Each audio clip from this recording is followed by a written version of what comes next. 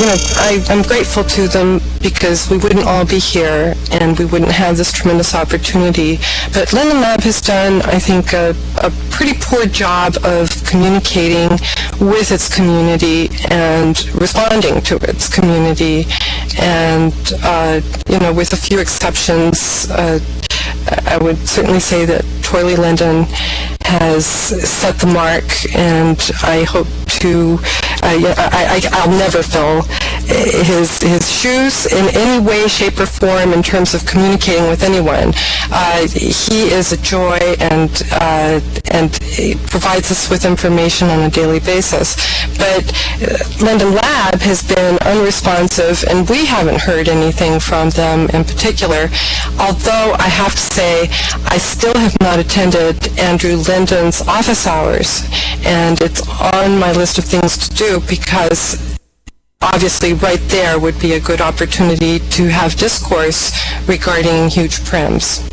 And that is something that I think that's a good step, Philippe, in terms of go to the office hours of the Linden Lab employee in question and state your case right then and there.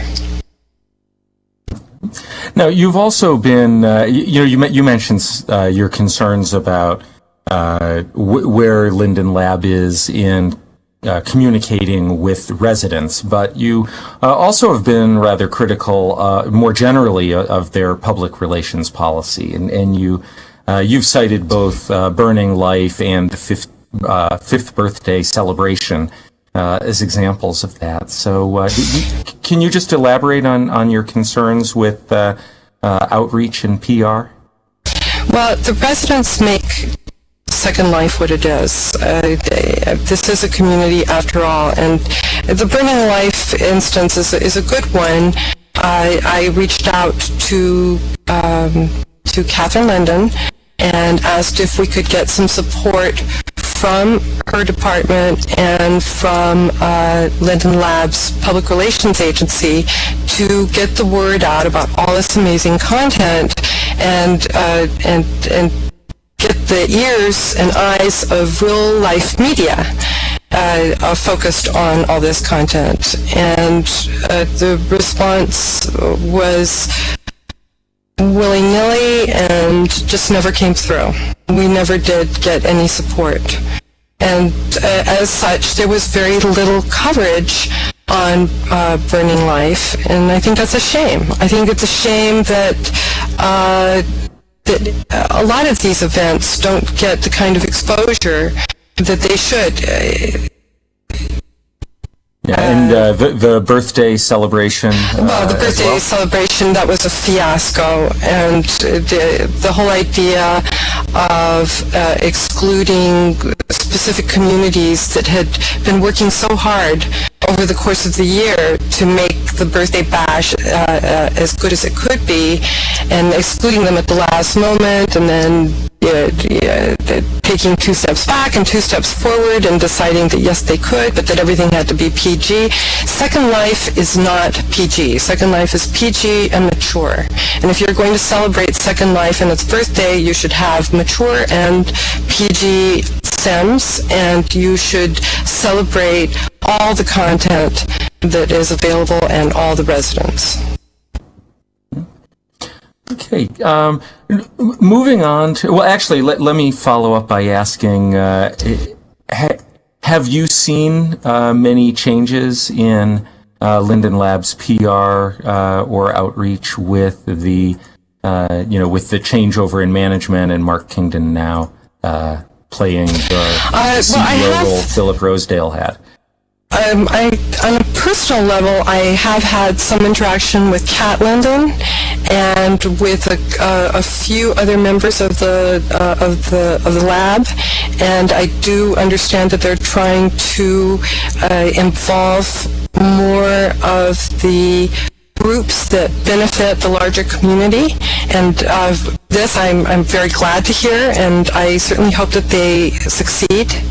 And but I haven't seen a really significant change, and I think that change is going to have to come first of all, with some change in management in the fields of community relations and public relations.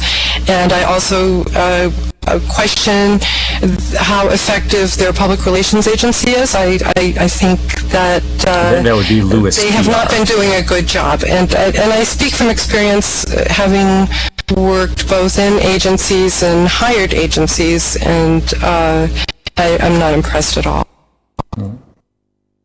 Now, you've also been fairly critical of the metaverse developer industry, the companies that are, providing, building, and consulting services largely to real-world enterprises that are coming into Second Life.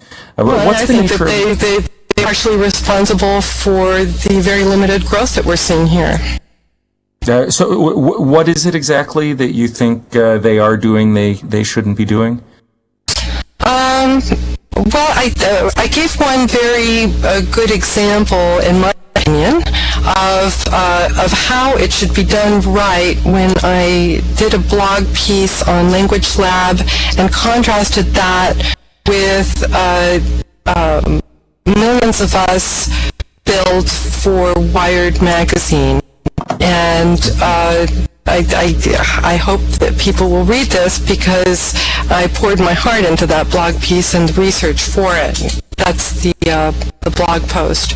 But yeah, that was the one that was called something like Dear Bleeding Edge Corporations, and that goes for you too, Chris Anderson.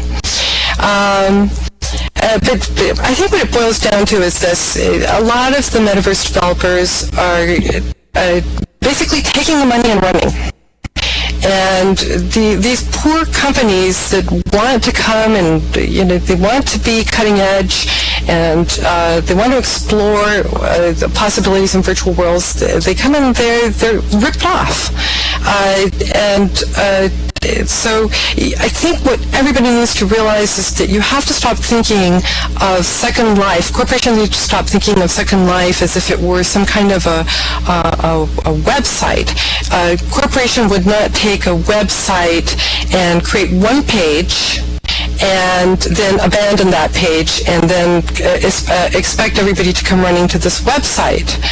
And you need to keep any construction. First of all, it needs to be quality content. It shouldn't be a static build. It should be interactive and dynamic, and it should also it should change continuously. It should offer reasons for people to come back and deal with it, and visit it. And there's been some examples. I mean, I thought the Pocky Sim was delightful, and that was a 1 month, I think it was 1 month or maybe 45 days, where they promoted Pockies just prior to that's the Valentine's Day. Yeah. Right, right. And then the other thing is that I think companies and metaverse developers need to take the plunge and stop thinking on a one sim basis. Why is a company going to be represented by one sim? A company isn't going to be represented by one page on a website. If a company has a number of products and a number of services, these can be showcased on a multitude of sims. And nobody's going to tell me that the investment isn't worth it if we really are going to go from 2D to 3D. Okay, wonderful.